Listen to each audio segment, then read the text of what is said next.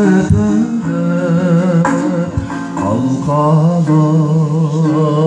benim cemalım Farızsız gelmeseler Kalbimde dargın densedir Farızlar gün var nençeri Çük olgan günüm istesem Yüreğim ağrıydı görüm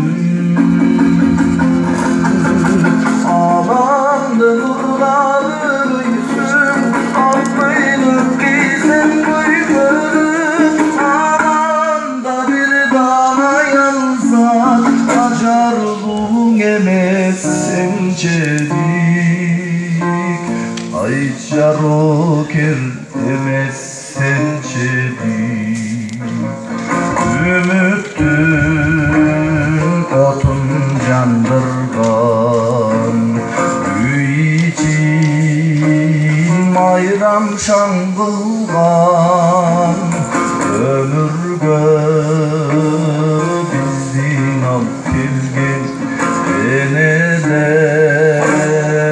üçün can kurban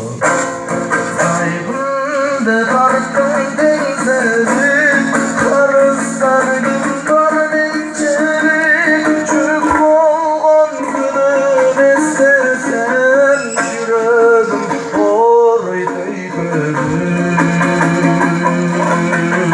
Ağlandı nurları yüzün ay Aklıynıp giysen gülüm Ağlamda bir dana yalzat Acarlığın emezsen çelik Ay mermdül emezsen çelik Ömürde kançan arman var Özün var demek mayram var Değişler senin tamanım Bilgiler aytkan paygambar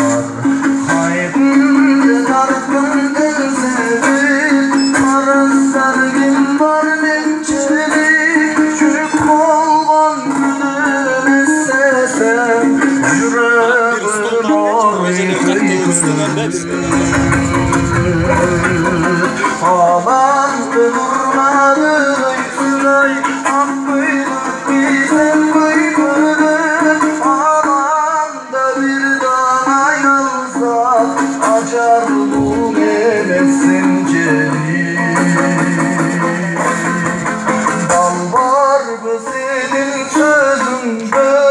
Nur var mı senin gözünde Dünyada geçtir ayalzat Sulu mesapa özünde Ay çırayım emez özünde